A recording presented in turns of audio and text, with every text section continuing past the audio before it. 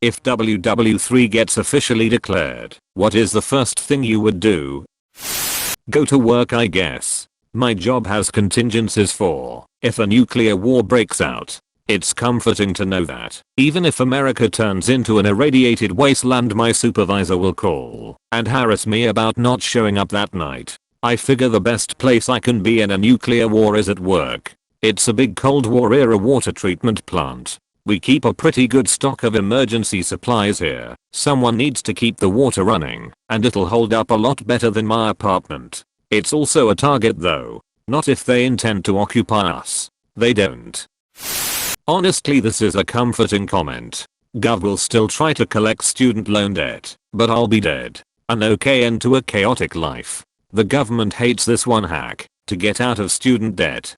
Die and it's all forgiven. Is it though?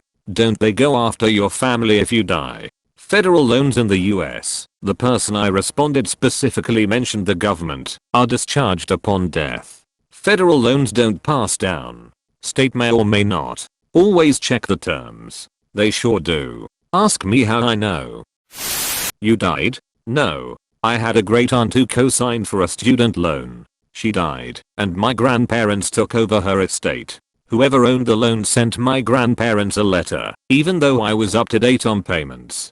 Her estate owed the money though, not your grandparents. They just got the letter on behalf of the estate. Your family generally doesn't owe for debts they had nothing to do with. Wow. How did you learn about this, even though you were dead? Did they do it through an estate? I believe so, yes.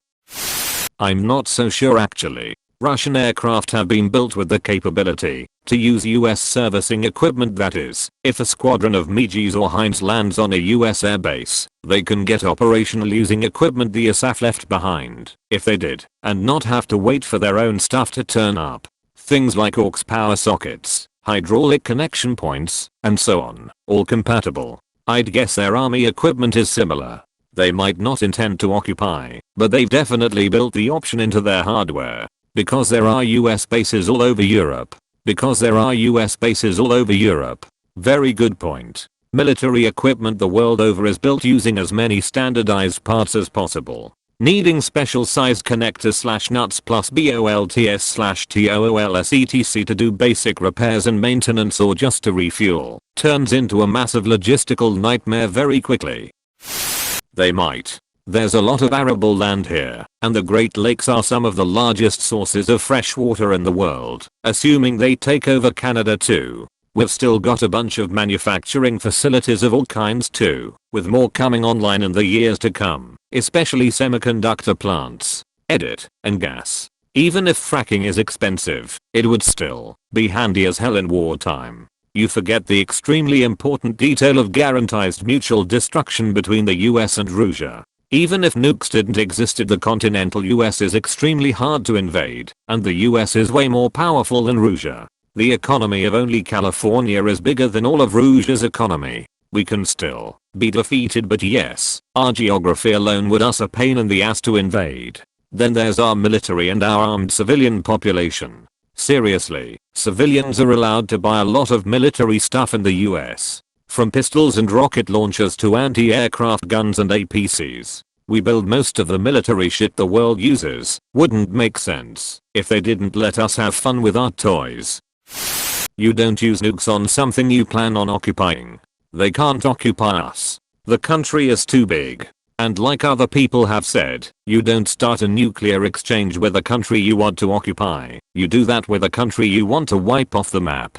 Pretty sure that's the opposite of the purpose of nuclear war. If someone has resorted to mass nuking, I don't think they intend on occupation. Where do you live? If you're in the USA, no one can occupy it. Too big and way too hostile a population. It's easier to nuke the important infrastructure and let the population die. I'm utterly unconcerned about the US being occupied by Russia. Nuked into uninhabitability, that's a concern. But the idea of being outfought in a conventional war to the point that it ends up occupied is far-fetched at best.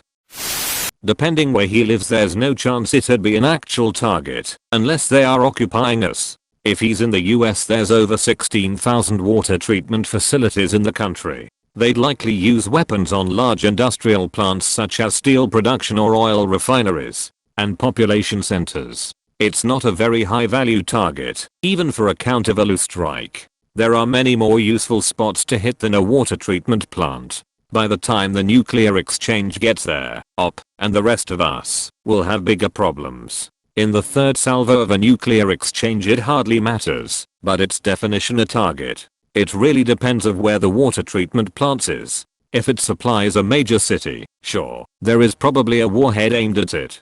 But if it is a plant in some neck of the woods town, nobody cares. Same thing we do every night, Pinky.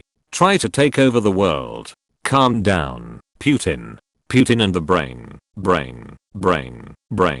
Asterisk Putin and Ukraine. Crane. One is a sovereign nation, the other's insane. He cannot be swayed, he's going to invade. I regret that I have only one upvote to give.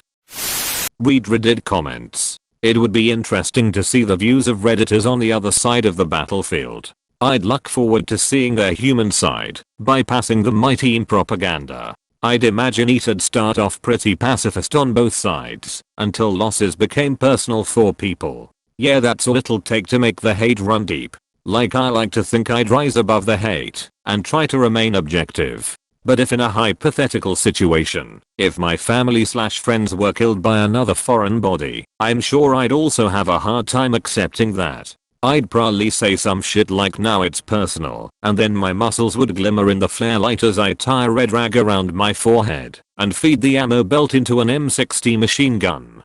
Probably. The days of good guys vs bad guys are long gone. With the proliferation of the internet, it's pretty easy to see that most people don't want to fight each other, and that it's mostly just their country's governments that do. Yeah, but I don't believe govs are that stupid. We would likely see a ton of highly edited propaganda showing the enemy committing atrocities on social media. Any content attempting to humanize the enemy would likely be censored. Don't be surprised to see social media companies cooperating with the govs of their fancy to block certain accounts trying to spread anything other than complete hate for the other side. Social media doesn't change much, as you see with elections and the right wing vs left wing shit. Now imagine that, but with foreigners, who don't speak your language or even share a culture. I'd argue social media will make things even worse. This already happened, just look at Hollywood. Exactly. Just a quick Google search to some of the top movies of the 40s and 50s will show you just how quickly Hollywood turns into a propaganda machine during wartime. Have we forgotten that for the longest time a German accent was synonymous with a villain's voice? Lmao? How funny you mentioned that. It's so internalized I didn't even realize it/take notice of it until you mention it. Realize I should have taken doomsday preppers a lot more seriously. The best time to start was 10 years ago. The next best time to start is right now. I'll start tomorrow. Tomorrow never dies, but you might. But if I'm dead, then it won't matter anymore. Win-win. I would start a debate on whether the number 3 or 3 is more appropriate.